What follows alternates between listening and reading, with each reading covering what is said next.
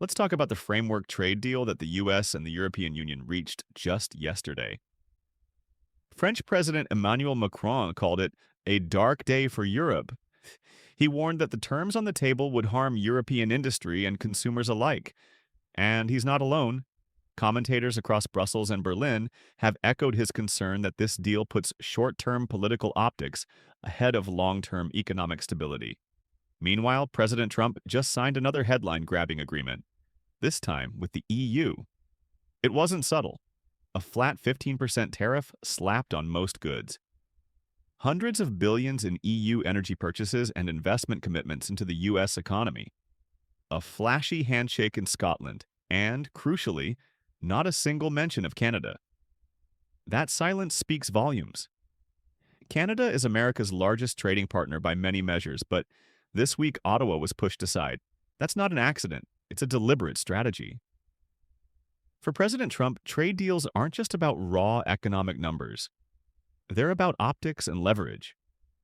The EU deal delivered a global headline and a mountain of new purchase commitments that he could tout back home. Canada's relationship, by contrast, is so deeply embedded in U.S. supply chains that it can't promise a flashy new volume of purchases to headline a press conference. That makes it politically invisible in this bravado-driven approach. Yet Canada still holds enormous economic leverage. It supplies 4 million barrels of oil per day to the U.S. It delivers cross-border electricity that powers millions of American homes. It provides critical manufacturing inputs, from lumber to auto parts. Those supply lines are already written into the system. Canada can't ramp them up overnight the way an EU trade bloc can. There's no quick press release-worthy headline about Canada to double oil exports to the US, because those exports already flow. Complexity becomes Canada's disadvantage in Trump's deal-making playbook, where every agreement must be pared down to a single marketable win. Trump, press pool, buy a bunch of stuff from America and pay tariffs across the board, 15, 20, 18, even 19% in one case. This is the challenge partners are facing. Canada's Prime Minister Mark Carney understands this better than anyone, which is why Ottawa refuses to rush into a half-baked framework. In recent public statements, Carney made it clear Canada will only sign a deal that works long-term, not merely to avoid immediate tariffs, but to safeguard its economic structure for years ahead. Carney, we will only sign a deal that's the right deal for Canada. We're representing Canada's interests. Short-term pain is already here. Canada's auto, steel, aluminum, and lumber sectors have taken direct hits from earlier U.S. tariffs. Yet the broader economy has so far proven resilient. According to CBC analysis, GDP fell only 0.1% in April 2025, with a possible 0.1% drop in May, far less than many feared. Many businesses accelerated imports before tariff deadlines, buffering immediate shocks. Thanks to USMCA, over 90% of cross-border trade still moves with minimal duties. The effective average rate hovers around 2.3%. But this calm is fragile. Trump has threatened a sweeping 35% tariff on August 1st. And if that goes into effect, the real stress test begins. Then we'll see whether Canada's strategy of patient resistance pays off, or if it's swept aside like this week. In Trump's world, countries line up, sign fast, and pay up. Canada isn't playing that game. And it's not because Canada lacks options. It's because Canada is choosing not to play by those rules. Holding the line may be risky, but Carney's gamble is that protecting national interest, even at the cost of short-term pain, will prove the stronger long-term play. Trump, Scotland. We haven't really focused on Canada. We don't have a deal with Canada. We haven't been focused on them. That candid admission was more than a shrug. It was a public snub of America's largest trading partner. At a moment when Canadian negotiators are diligently managing expectations and negotiating behind the scenes, Trump's off-the-cuff remark delivered a gift to Ottawa. If talks collapse, Canada can blame Washington first. This isn't just rhetoric, it's a strategic edge. By undercutting his own negotiators, Trump has weakened the U.S. position. Canada can now slow walk or pause negotiations, secure in the knowledge that its refusal to rush is no longer portrayed as obstinacy, but as prudence in the face of an erratic partner. Analyst: when the U.S. president openly admits a deal may not happen, he gives Canada cover. Now, if talks break down, it won't be Ottawa taking the blame. This fractured messaging delivers a communications victory for Canada, even without a signed agreement. The more incoherent the U.S. approach appears, the more leverage Canada gains in setting the agenda.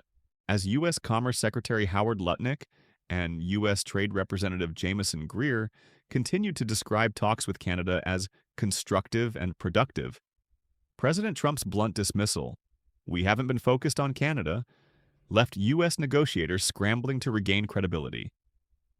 Behind closed doors, Canada's negotiating team, led by Minister Dominic LeBlanc, Ambassador Kirsten Hillman, and Prime Minister Mark Carney, had spent weeks building quiet momentum in Washington.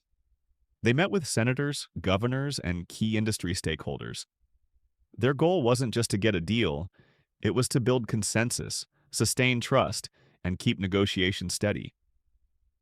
Trump's outburst blew a hole through that strategy, but ironically, not in the way he may have expected. Instead of weakening Canada's position, it strengthened it. When the U.S. president contradicts his own team, said one Canadian official, it's a signal to go slow, not fast. He gave us room to breathe. By saying out loud that a deal may not happen, Trump gave Ottawa cover to delay and deniability if things fall apart. No longer does Canada have to fear being labeled the spoiler. Trump did that himself. This created a rare alignment between political risk and negotiation advantage, one that Carney's team is fully capitalizing on. Meanwhile, Canada's strategy is long-term. Officials are already eyeing the 2026 USMCA review, the mandatory reassessment built into the agreement that was signed under Trump's first term. That review process is expected to begin with a Free Trade Commission meeting in late 2025 and will carry enormous stakes for all three signatories, the U.S., Canada, and Mexico. Trump's team has hinted that they plan to use that moment to push for stricter rules of origin, new immigration enforcement clauses, reshuffling of regional supply chains. But here's the risk. If the U.S. imposes a 35% tariff now without a negotiated deal, it could dramatically weaken Washington's leverage going into 2026. Canada and Mexico will be able to point to unilateral actions by the U.S. as proof that Washington can't be trusted with multilateral processes. They'll argue that the White House already acted outside the framework of USMCA and therefore forfeited some of its power to revise it. Worse, Trump may enter that review with less credibility than before. His administration fractured between hawkish trade demands and inconsistent political messaging. Meanwhile, Canada isn't standing still. Behind the scenes, Ottawa is exploring a parallel framework, a proposed security and economic agreement that would solidify its regional defense commitments, expand intelligence sharing, and deepen energy cooperation with allies. The goal is to build a platform independent of the U.S., one that could serve as an anchor during moments of American volatility. If that agreement gains traction, Canada may walk into the 2026 USMCA review not as a defendant, but as a nation that's already diversified its position. And that would be a strategic earthquake in North American trade relations. "This isn't about walking away from the U.S.," said one senior Canadian advisor. "It's about not being held hostage by it." From Ottawa's perspective, Trump's impatience is no longer a negotiating tactic. It's a weakness. And in negotiation, impatience gives your opponent control of the clock. And now, perhaps more surprisingly, that control is spreading to the provinces. In an extraordinary moment of candor, Ontario Premier Doug Ford held a press conference last week where he floated a controversial idea. If Trump continues down this path, Canada may have to pivot to China. That message was intentional. It wasn't a threat. It was a signal. "If China plays fair and doesn't undercut our markets," Ford said, "I have no problem dealing with them." To many in Washington, those words landed like a punch to the gut. But in Canada, they reflected a growing sense that the U.S. no longer feels like a reliable trade partner. And if that's the case, Canadian leaders are morally and economically obligated to explore other relationships, even with countries like China, which come with political baggage. Already, the economic signs are visible. Ontario conducts $43 billion in two-way trade with China. Canadian brewers have shifted aluminum sourcing from the U.S. to China due to tariff-induced price spikes. RBC reports that 90% of Canadian exports entering the U.S. as of June 2025 are now fully USMCA compliant, showing companies are adapting to uncertainty. These are not hypothetical moves, these are structural shifts. And if Trump imposes broad tariffs on August 1st, Canada may respond not with retaliation, but with realignment. Premier Doug Ford's remarks weren't just surprising, they were strategic. In the middle of the most uncertain trade climate North America has faced in a generation, one of Canada's most influential provincial leaders stood before the press and voiced what others in Ottawa were thinking quietly. If Trump's tariffs continue, we may have to look east. And if China plays fair, I don't mind dealing with them. That statement, once politically unthinkable, is now Canadian strategy. A country that has for decades built its economy around deep integration with the U.S. is now actively exploring alternative partnerships, including with its geopolitical rival. Why? Because tariffs don't just raise costs, they signal instability. And for Canada, instability is the one thing it cannot afford. Since returning to the White House, President Trump has made it clear, tariffs are back. And this time, they're not just for steel or aluminum. His team is threatening a 35% blanket tariff on all non-compliant Canadian goods starting August 1st.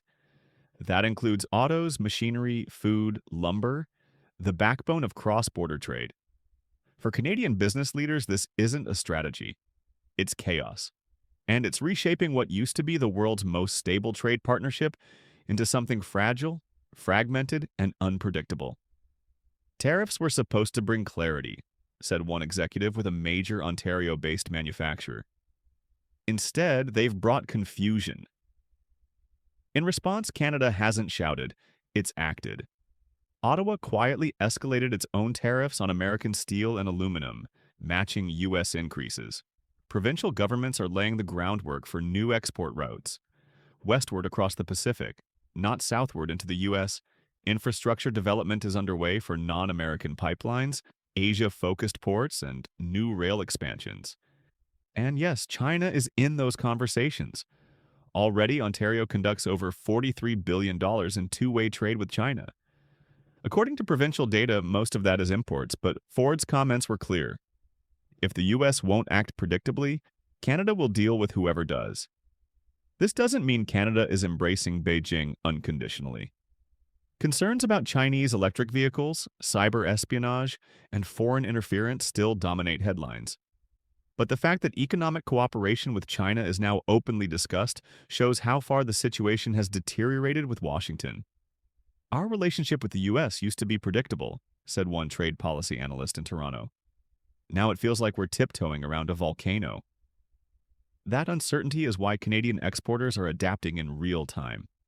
The Royal Bank of Canada reports that, as of June 2025, nearly 90% of Canadian exports entering the U.S. are now fully USMCA compliant, a defensive move designed to make tariff enforcement harder. It's not a sign of confidence, it's a survival tactic. And in that vacuum, China is moving in. Canadian brewers are now sourcing aluminum cans from China, not the U.S., due to price volatility from Trump's metal tariffs. Canadian grain exporters, already frustrated by U.S. congestion, are looking at Chinese ports for new contract terms. Even some Canadian auto parts suppliers have begun exploratory conversations with buyers in the Guangdong region. This shift is incremental, not sweeping, but it's happening. And if it solidifies, the impact on the U.S. will be profound. In 2024, Canada purchased $349 billion worth of American goods, more than Japan, Germany, and the UK combined. Even a 10% reallocation of those purchases to Chinese suppliers would ripple across American industry. Machinery in Pennsylvania, agriculture in Illinois, auto parts in Michigan and Ohio, energy contracts in Texas. Every region would feel it, and not just economically, but politically.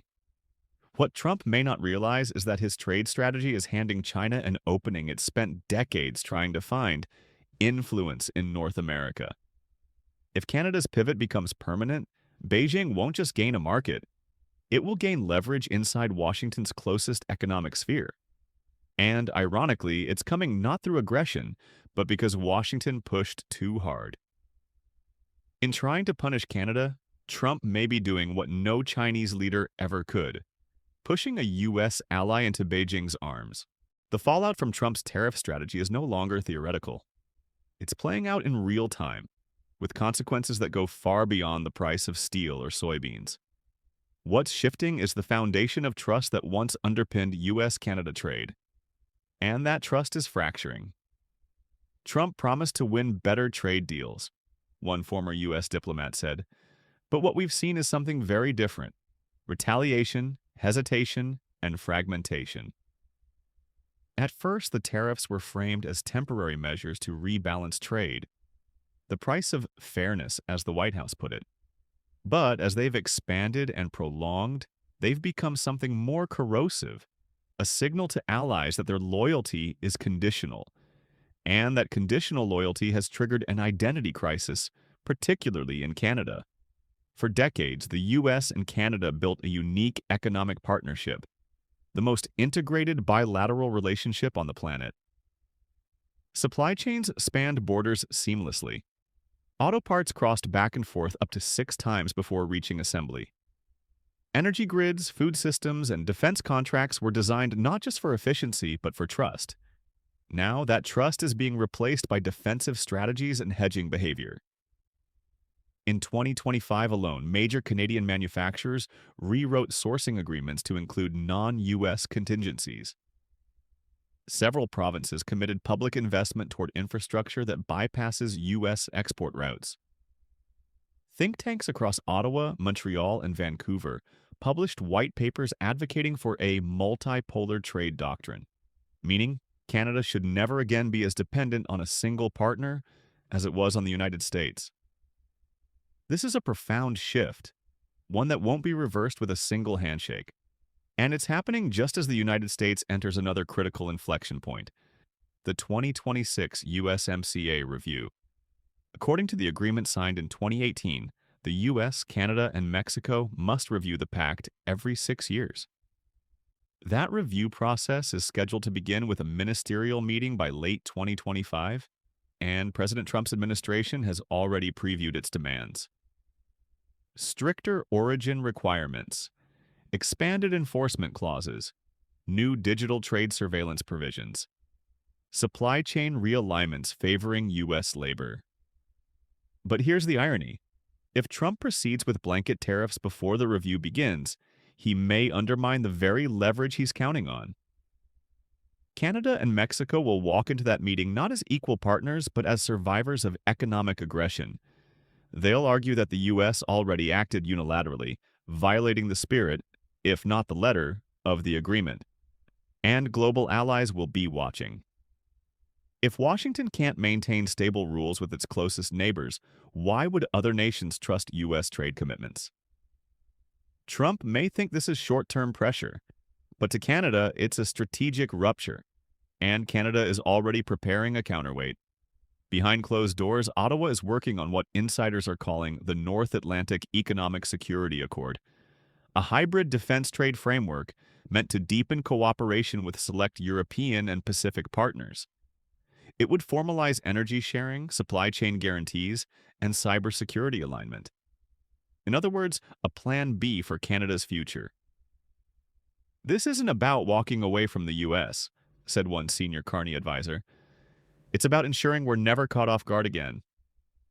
Even U.S. officials privately admit that if Canada succeeds in locking in new deals with China or Europe, Washington's bargaining power will diminish. Once supply chains shift, well, they don't come back easily. Trump's tariff threats weren't just a negotiation tool. They became a wedge that fractured a once flawless trading relationship and one that may permanently change the architecture of North American trade. Canada hasn't retaliated loudly. It hasn't walked away from the table. It hasn't refused to talk. What it has done is far more potent. It waited. It built alternatives. It used Trump's own impatience as leverage. And that may be the boldest move of all, Because in this new world of fragmented alliances and unpredictable trade wars, patience isn't weakness, it's a weapon. A weapon Canada has learned to wield, not in defiance, but in defense of its sovereignty. If a deal comes, it will be on Canada's terms. If it doesn't, the U.S. will feel the cost far beyond August 1st. Because tariffs can be reversed, trust cannot.